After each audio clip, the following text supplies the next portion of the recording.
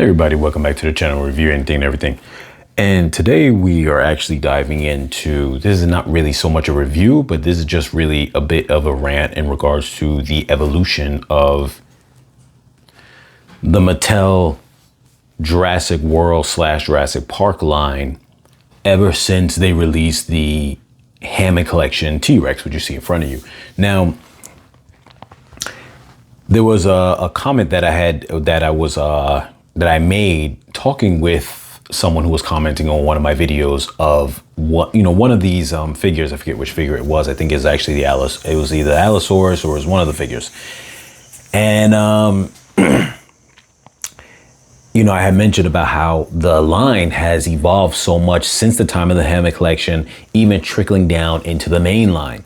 So what we're essentially going to do inside this video is just not only take a look at some of the evolution from this T-Rex, which came out November of 2022, I looked up, so I'm not 100% sure if that's correct, but when I had Googled it, that's what it told me.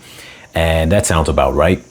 And so that's a very long time ago from now relative to the way these dinosaurs have evolved. What's interesting about this line is similar to electronics and cell phones and computers, where, cell phone years or electronic years, computer years, I like to say, are the way dog years are 7 years to 1 human years. I say computer years are like 10 years to 1 human years, in the sense like technology jumps that fast. Well, this dinosaur line surprisingly has evolved so much in the short amount of time, not only for the, from the Hammond Collection line, which you see before you was like really the point in which they started kind of making big leaps in the Hammond Collection. Before it was more articulation, wasn't necessarily, I wouldn't say more detailed than the regular main line, a little bit, but not that much. It was mostly the articulation. And here, once they came out with the Rex, which really just had a really good paint job and whatnot, that kind of set the bar. And from that point, they expanded on it even further of the line. And then a lot of that trickled down to the main line, which you saw some of the mainline figures became as detailed and as good in terms of just the look, the quality, just the appeal, as much as, say, the Hammond Collection T-Rex was when it first made its introduction. So we're gonna kind of cover that. And obviously a person can cover so many different dinosaurs. I'm not going to do that, but I'm going to cover a couple of key ones that I thought within the order that they came out, and see how the evolution changed, not only for the Hammond Collection, but also for the main line. So starting off with, as we just mentioned, you have the Hammond Collection T-Rex. And when this came out, everyone was super excited. Magnificent figure. Now we see that there are flaws, and there are some flaws that we saw right away, but for the time, there was nothing on this level from the Mattel line. And I just have this Owen figure in there for scale. He's just going to be around for scale for any of the figures, just in general, that we're going to cover. Just that way, you get a sense of how big certain figures are as we're comparing certain things. But the articulation was one thing in the Hammond Collection, so that's noted. I'm not going to get too heavy into that. But one thing that they really did with this T-Rex was, one, they did a really heavy paint job, like just a lot of heavy paint job, in terms of, you've got like the base color. They do like, there's like a wash in there, like almost like a black wash in there underneath it, or behind the scenes. Then you've got that brown. You've got the speckling of some black speckling on there as well.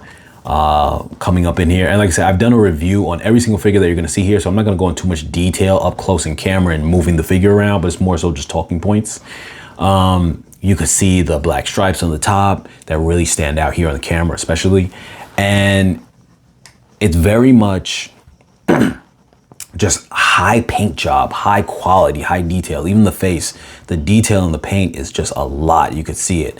And then they introduced the glass eye, which in the first version of this, the glass eye wasn't that good. There was a 2.0 version that was released, and this is that one where the eye is a bit better, where you can see it a bit more. So that was an upgrade that was pushed out there on its own. It wasn't something that they really talked about, but some people had made reviews on how there were updates to this figure. And another thing too that it set the bar on was that you had the soft gum area or jaw muscles. Now the tongue was a very similar design. I'm going to say it's the same, even though it's not exactly the same tongue as what was in the, I forget the name of it right now. I want to say is the Epic Roaring T-Rex had a real feel type of tongue. And so this one, for the most part, is the same tongue. They're a little different. That other one is a little thinner with a little, I think, more like bumps on it. And this one's a little thicker with less bumps on it. But for the most part, they're the same kind of tongue. But this one brought that feature back, one of the best features in that T-Rex. Added this new addition here. Obviously, they were already going with the soft teeth at that time. So this one introduced those as well, but with a paint job on them. Even though I think they're fine without a paint job on the soft bone colored teeth because they work, they just look very clean, where this has like a paint job on that looks a little more old. But nonetheless, the details on this figure was amazing. The things that stand out about it that were negative, though, some of them that you noticed at the time, some of them you didn't realize till later on, was one, the teeth. Well, I'll start with the ones that stood out right away. The thing that stood out right away was the feet. They increased the size of his feet versus the normal size of the mainline's feet. I think because with all the different articulating poses, they really were worried that the figure wouldn't stand up. And I will admit that when you do have proportionate size feet, which we'll get into in later figures that came out, what you start to realize is that the chances of the figure falling from different poses is increased. But nonetheless, there's enough articulation for you to find the balance, the perfect balance, where they will be able to stand regardless of that they have proportionated feet. And that's also, like I said, something that we will cover later on. But nonetheless, you have here also, obviously because Hammond Collection, you're gonna have the fingernails painted, which most of the line never had. There's only one main line that had that, and that was actually the first T-Rex that I purchased of these more modern ones, which was the Stomp and Escape, if I'm saying that correctly. And I first purchased that for my kids, and that was had the claws. Now the Hammond Collection came out and gave you that, along with obviously the painted toenails are always usually painted on these larger figures, and some of the medium-sized figures as well. Sometimes the smaller size figures don't have that. Obviously you have the articulation, but one of the other negative things that came about with this one was that I think they saw this part, this kind of barrel stomach with the articulation right here. There's a line. I know it's kind of a little bit hard to see because it blends very well here. You can see it better now. In later, larger or even middle to larger size meat-eating dinosaurs for the line, the Hammond Collection line, they got rid of this. They didn't add this in. And I think the reason why was because two reasons. One, I don't think that's really a part where the T-Rex would really flex like that. Even if it's possible, it's not likely that he would bend in that area, I think is what they were thinking. But also negative is that the weight needed to support this, to keep this stiff, this would start bending for a lot of people who would pose it. Now, I haven't posed this figure a lot, so for that reason, he's pretty stiff in a lot of his joints. But nonetheless, that would be a weak point where he would start to droop down. Like I said, another weak point to me was the teeth.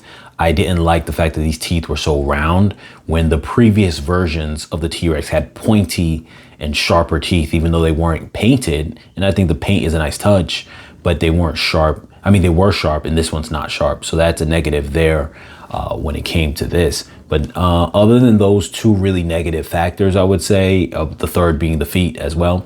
But other than those total three, this, like I said, this T-Rex, even at that time, set the bar.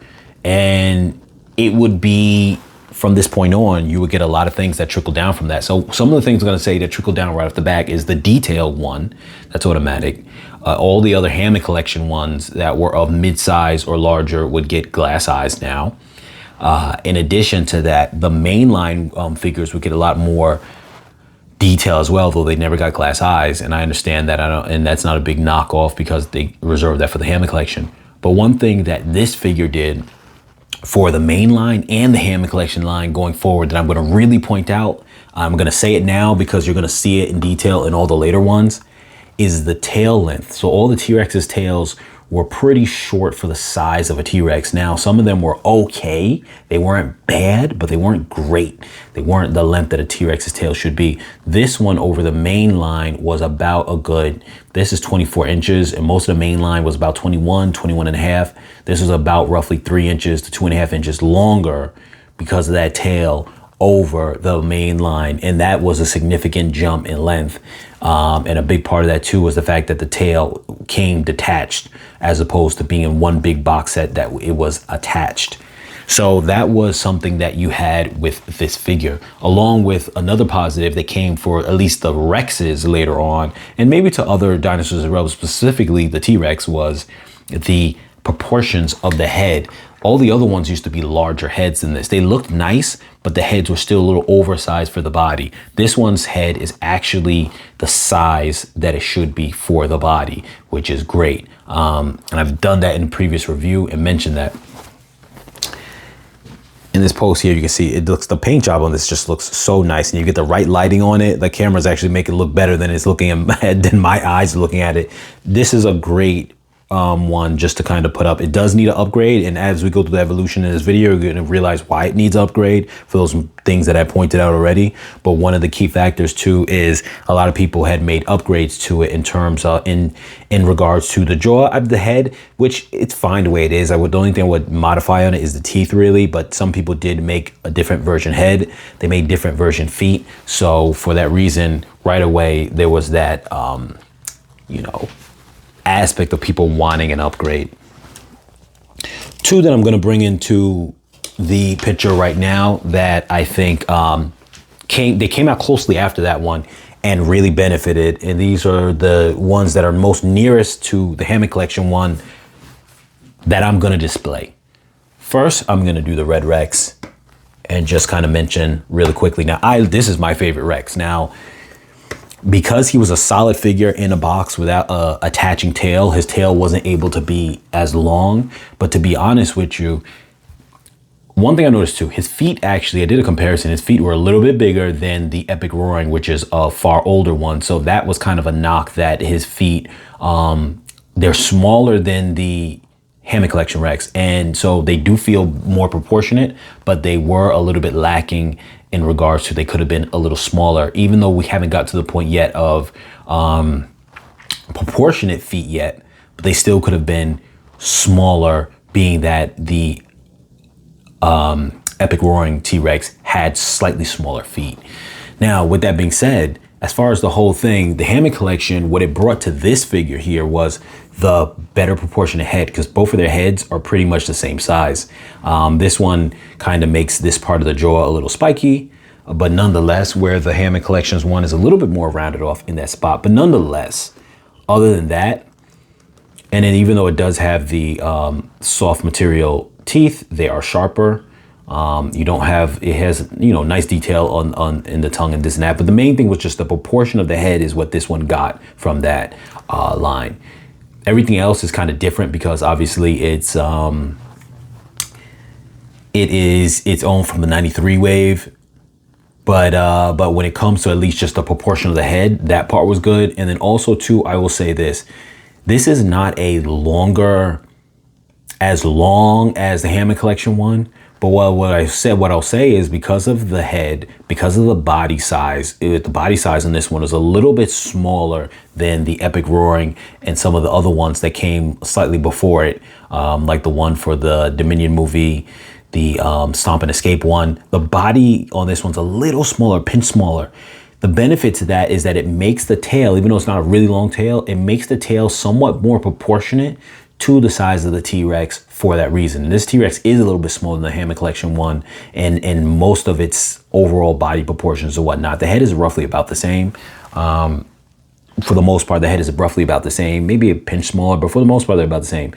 But the overall proportions of this T-Rex work because it's a smaller T-Rex, so the length of the tail works. Obviously, the feet are not proportionate, but the length of the tail kind of works on this one because of that reason.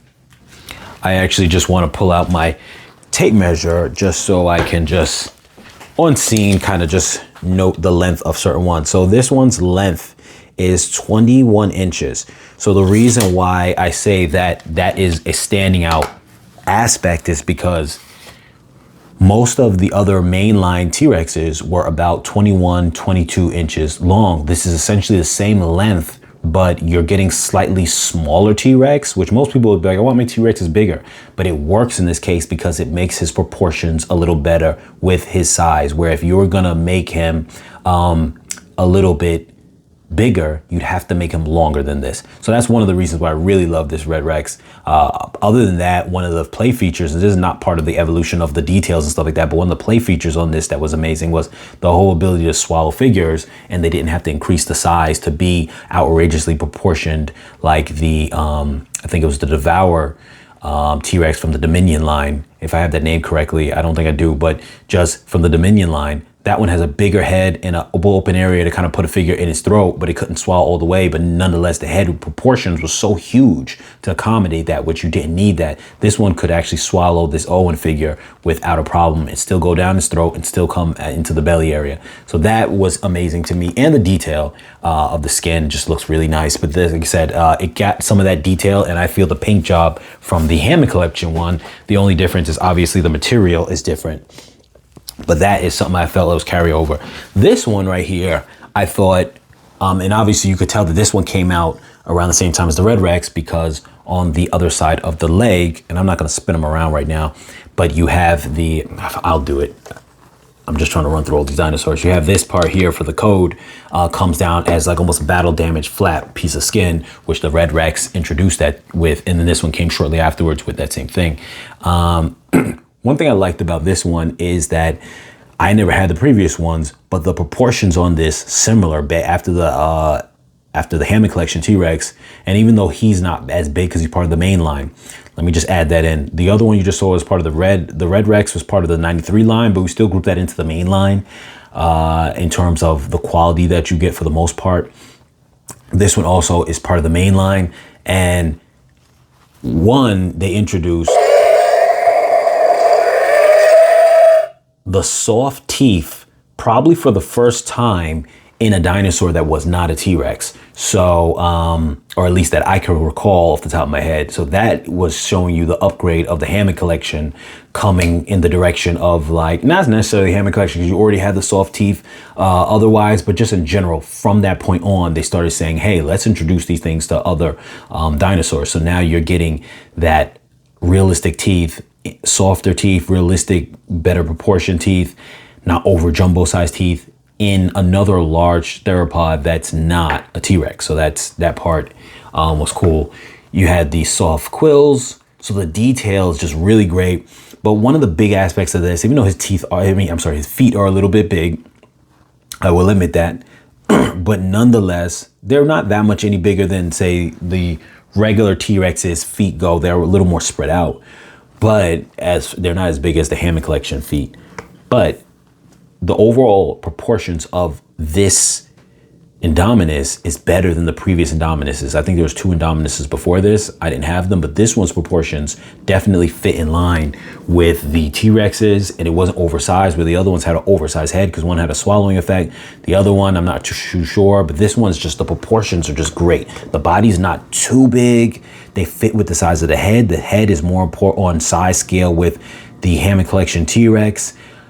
The body length, because of it's a smaller, slimmer form, the length now feels proportionate the way it should, which it has a solid 21.5 length, not including the fact that the tail is slightly curved. So you're getting like, this one is fully the proportionate size of at least what the T-Rex would be, where the previous versions of this, the tail looked very short. I don't know how long the entire figure was, but in proportion to the size of the body, the tail looked so small, and this one doesn't have that negative effect going on. So that is a very big plus when it comes to this figure here. Let me just angle the tail in the right way. The detail in the body too, you could see it shows up on the camera really well, just the sculpting. This is something I actually didn't realize before, because I always pointed out in the Hammond Collection Carnotaurus, which we'll get into in a bit, but You see how that belly has that nice round curvature to it. It really gives that dimension. This is stuff that started being introduced after the Hammond Collection T-Rex. What's funny is I used to think to myself that was introduced after the Hammond Collection Carnotaurus. And this is the first time I'm noticing now that I'm seeing this, which came out before the Hammond Carnotaurus. So that's actually pretty interesting. But I still say these are all things that came after the Hammond Collection T-Rex, even though the T-Rex didn't have that kind of detailed body stomach area because they wanted to have the articulation. But nonetheless, you could see here that shaping that gives the muscles and whatnot. I just think that looks really nice. So that's where a figure like this had benefited. And this one came out just slightly after the time of the Red Rex. And I remember that specifically simply because the way that it had the scan on it was the same as the Red Rex. And I remember saying to myself, oh, that's the same as from the Red Rex. So shortly after that, we were introduced to, and I think this really changed the line as well, obviously still stemming from the T-Rex, and that is the Carnotaurus. Hopefully mine is gonna stand well. But this actually was my favorite of the Hammond Collection ones. And at this point in the line, and I'm not going to say all the evolutions came from the T-Rex, so I'm going to stop saying that because obviously the T-Rex is what started the Hammond Collection T-Rex, but I'm just making reference that where the line went after that point and how they started putting a lot more effort to change things. Before the Hammond Collection T-Rex, there was very little change in any of the lines, and they didn't really put as much effort. You could see you had, I think, 3 or 4 generations of T-Rexes that all pretty much look the same, and some of them would look worse because they'd add play features and not focus on the details. So it's really starting from the Hammond Collection T-Rex. But back to my point, once we got to this set the bar too, because it set a new bar after the Hammond Collection T-Rex, because one, he obviously got the glass eyes. The proportion in its length is very much the Carnotauruses or any of the mid-level meat-eating dinosaurs were never disproportionate. You got the great tail length, so he's not short in his tail length like many of them are before this. For the main line I'm referring to, not necessarily the Hammond Collection, even though some of the Hammond Collection smaller dinosaurs of before this one weren't that good either. They didn't trickle down to get that. So this was the first one, I'd say, after the T-Rex that got the big quality upgrade from the Hammond Collection. You look at the Hammond Collection Baryonyx, the Hammond Collection Ceratosaurus, and all these other ones, and they weren't really that great because the line was still new, and those came out before the T-Rex. So this one really set that bar. The detail, the paint job is amazing. You're getting that same kind of level of detail that you got in the Hammond Collection T-Rex, or better, actually.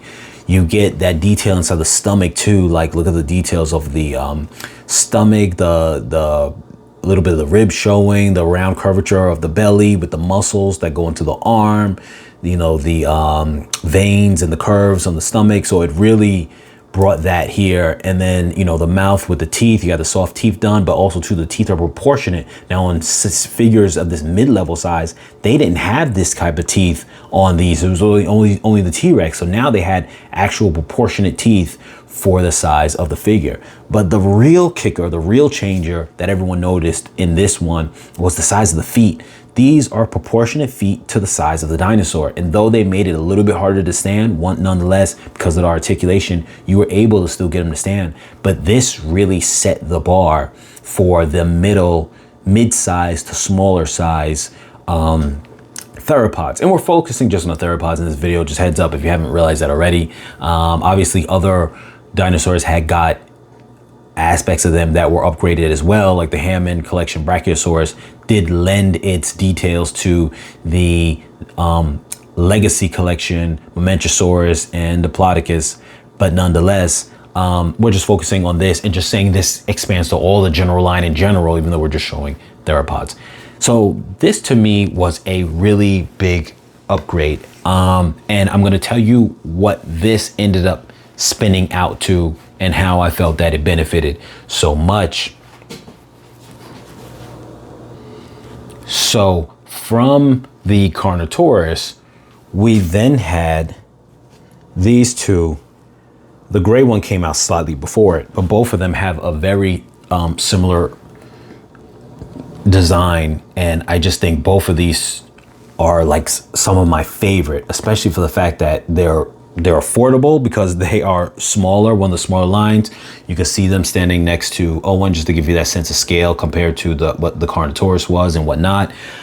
So they are maybe about 1.5 of the height of Owen, but nonetheless, you get that detail that's trickled down. Now this right here is Majungasaurus, and he looks amazing. And then this other one, I wrote down the name because it's so hard for me to pronounce in the way his name is written out, but it's Ecrixinatosaurus, is the best way I could pronounce it.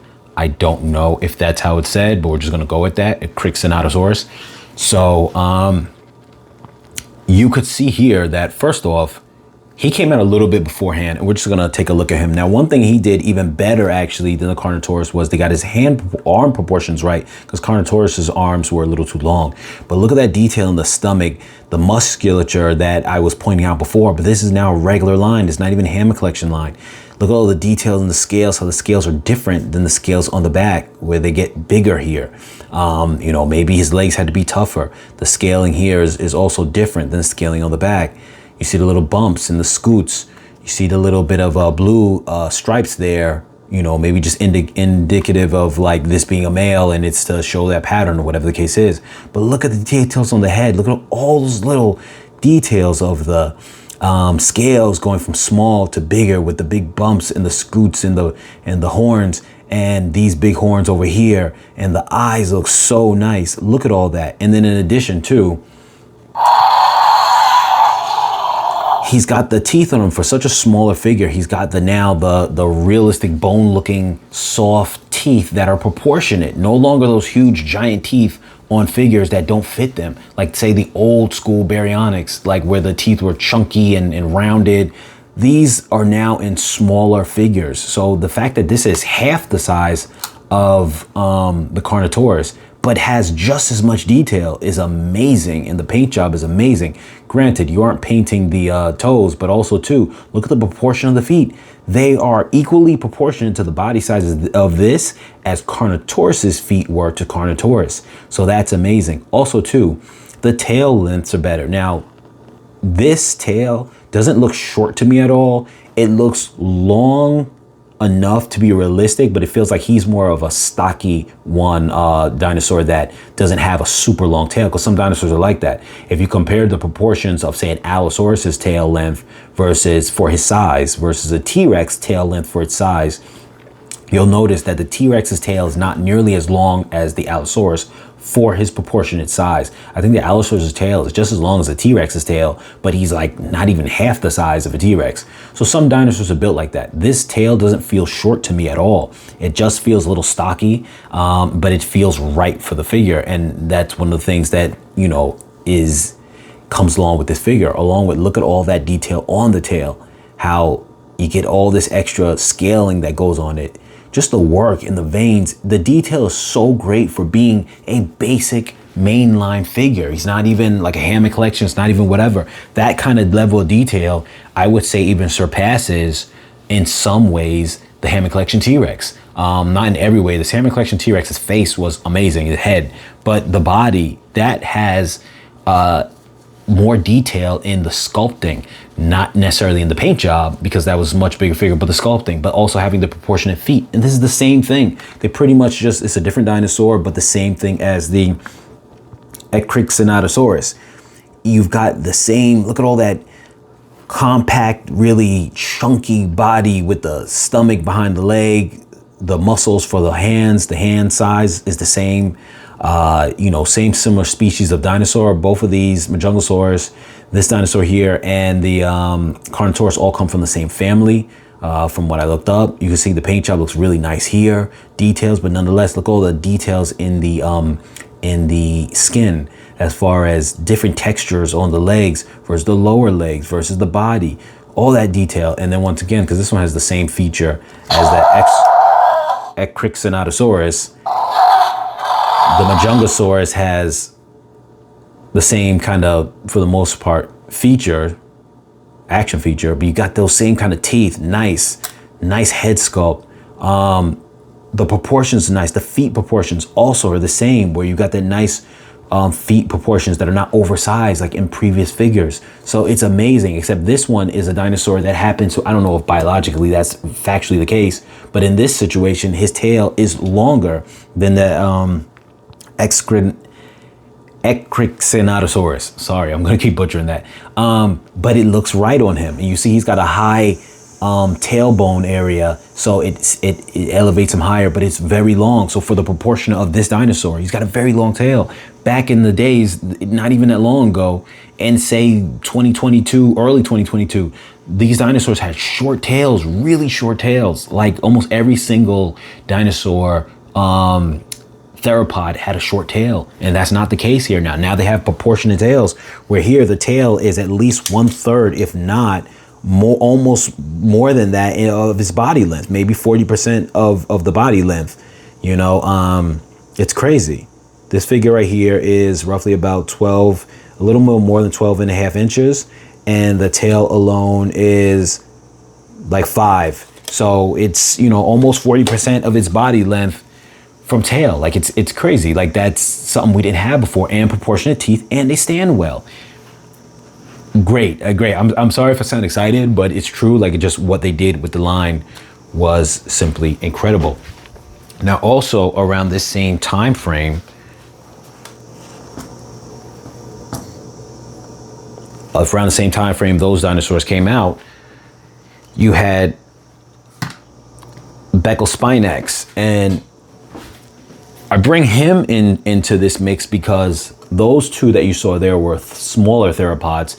This is another mid-level theropod that is part of the main line, not the Hammond Collection line, but nonetheless, the paint job is better than the mainline ones used to be.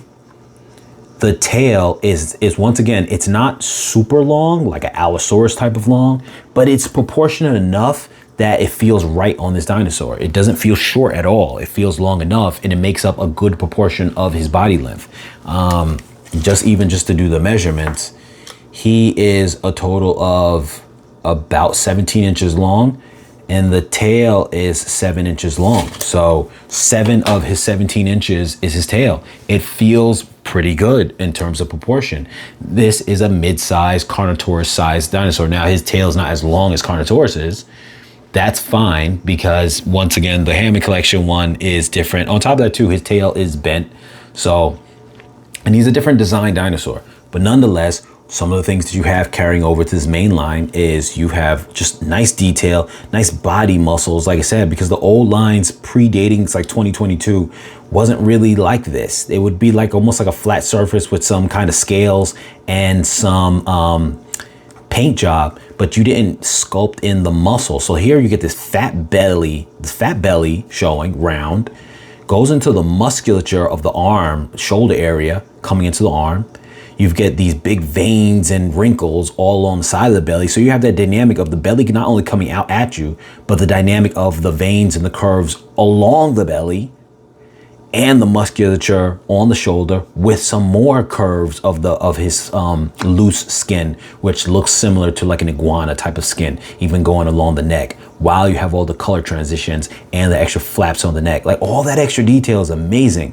Once again, this is now your medium-sized theropod for the main line, and he's got proportionate feet. These feet are roughly around the same size as the Carnotaurus feet, a hair bigger, but nonetheless not that much distinguishable. But yet you're getting proportionate feet now, which is amazing. This is better feet scaling than the T-Rex in the Hammond Collection, and I'm not saying that to knock the T-Rex. I'm saying that that's how far we've come along, and this figure came out in 2024. So you're looking at just almost really a year, because the Hammond Collection T-Rex came out in November of 2022. This one, I'm not exactly sure when, but even if you were to say that it's sometime, like I said, in 2024, if it was like, say, we'll say it was close to the summertime of 2024, you're looking at like a year and a half, really, because 22, we were at the end of 22. So you're looking at a year and a half, and now you've got, look at these proportionate feet. all this detail in the main line. There's not even Hammond Collection line. In 2022, this could have been a Hammond Collection, and they would have said this. People would have said this is great for Hammond Collection, and this is the main line now. In addition, nonetheless, those teeth. He's got those teeth now. This is the standard. They're never going back to the other kind of teeth. So that's amazing. Even the details, he may not have a glass eye, but the details on the eyes look nice. The way they do it, it's really nice. The body is just bulky, feels massive without feeling over the top because the proportions are right. And that's amazing. Like I said, for a main line figure. Now I want to go into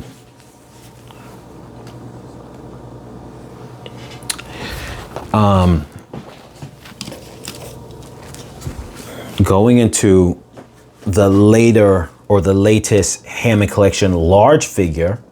Now we see when they introduced, and I'm not going to have him stand up correctly because I don't feel like doing all the articulation right now, but you guys get the idea. This would be comparable to the T-Rex now because he's our only other large size Hammond Collection theropod. But with that being said, you can see they improved on a lot of things that the Hammond Collection theropod didn't have. And this one came out maybe the ending of the summertime of 2024, maybe around about, maybe close to September-ish.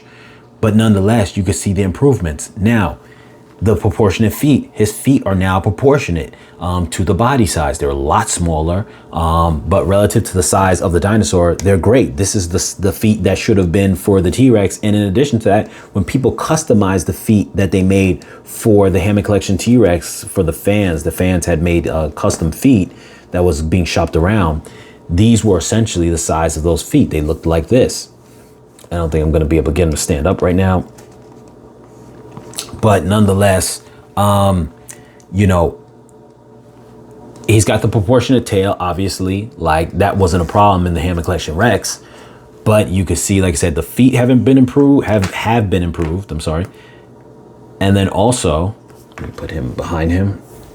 Also, look at the stomach area.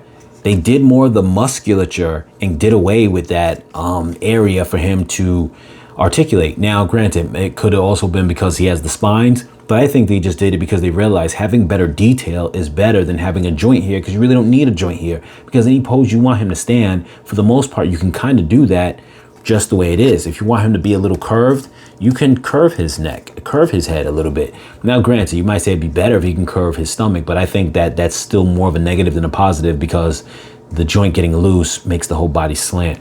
But nonetheless, you can see now how far they've come with the larger size figures and the improvement that they did. Nonetheless, giving him the real feel tongue again, the proportionate teeth, but these teeth are a little better, I think, than the Rex's from the Hammond Collection, because I told you those were a little flawed in their shape.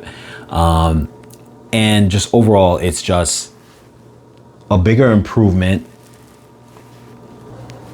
in most of the areas. There wasn't too much to change on the bigger ones because, like I said, for the Rex, the real big thing was getting rid of that joint, getting proportionate feet, and really, like I said, the teeth. This one improved on all those things. So nonetheless, it just at this point just evolved on that concept. And then the last one that I want to just kind of throw into frame. I know the video is kind of long, but I just really want to point out all these little things. And the last one, and the most up-to-date one, is a medium size once again, and that is the Allosaurus for the Hammond Collection.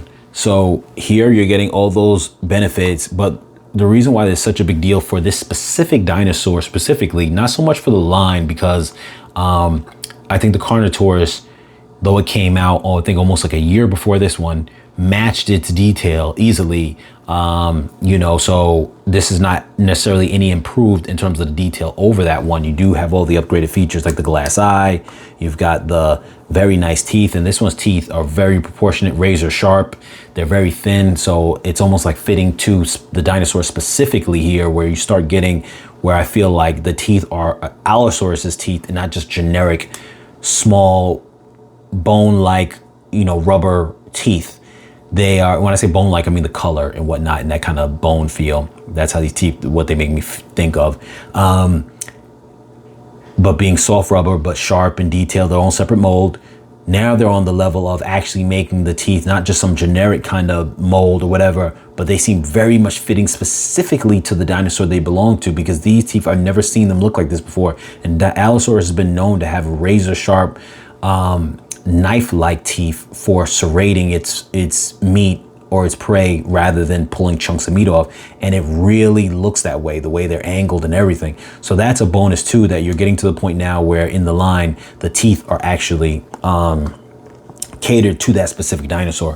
One thing I forgot to mention with the Giganotosaurus is that it actually had some of its joints had ratcheting in the legs. And I think that's a plus too, to help some of these high articulated figures from getting too loose. By having ratchet points that way, there's at least a point where it will lock in and won't get loose at.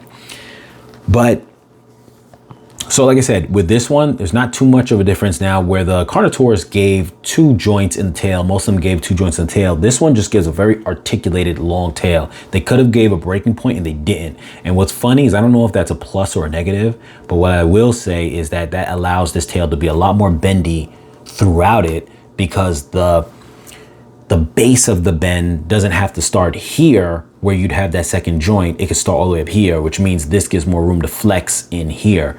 But also, I could say, between my kids playing with this toy, this was one of their favorites, just off bending that tail all over the place. Another positive too was that we mentioned that the tails were always, used to be short, and then they did get longer after the Hammond Collection. But Allosaurus is a particular dinosaur that has a very long tail proportionate to its body. So this one actually gave us that.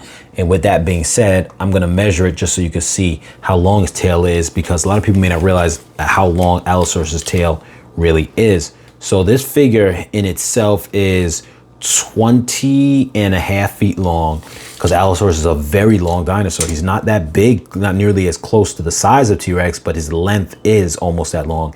And his tail is 10.5. So his tail is longer, or just about as long as him. It's like 50% of his length. I've seen advertisements about Allosaurus as being like 40 feet long, which is pretty much around what T-Rex is, but it's like most of it's all tail. But what I was getting at in the beginning when I started showing this figure was that it does have some of the typical upgrades and some minor upgrades. Like I said, very specific to this dinosaur, because they're giving him teeth that fit him. They're giving the tail length, not a generic tail length, but an oversized tail length that fits an Allosaurus.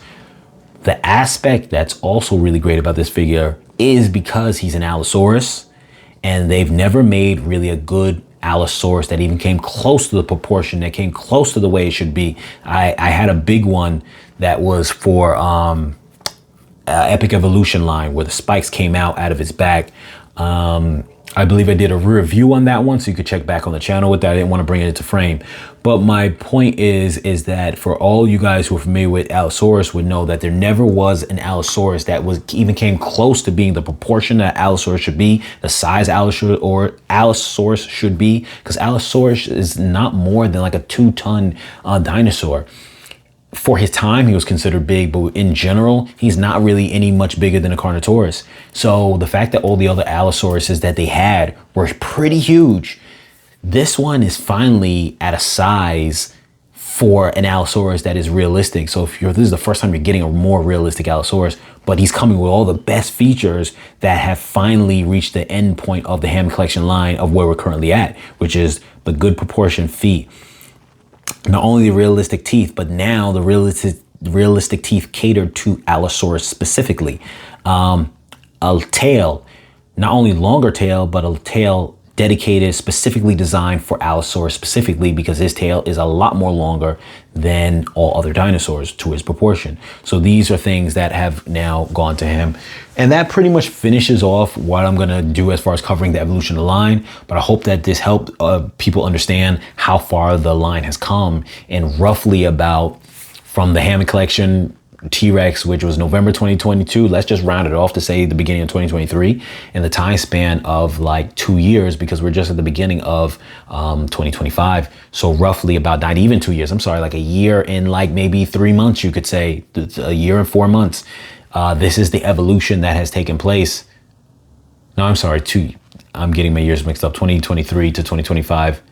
Yes, we're in the beginning of 2020. So all of 2023, I'm sorry, all of 2024. So roughly just a shy over 2 years, just shy over 2 years. And this is the amount that has trickled down. But when I show you this, it's not just referring to these specific dinosaurs. The entire main line, all the main line has had such an upgrade that most of the dinosaurs, save for just a handful, maybe 1, 2, 3, or 4 that didn't, are still kind of like not as good as they should be because they got lazy. Most of the main line has benefited from the trickle down of the Hammond Collection. And obviously you've seen the latest and top end of the Hammond Collection.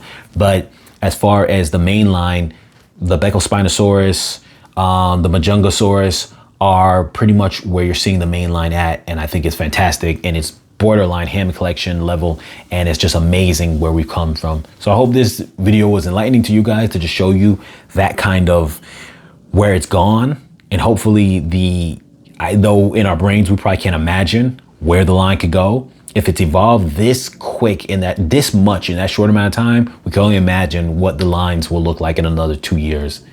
As always, you guys like, share, comment, subscribe, and I'll catch you guys in the next video.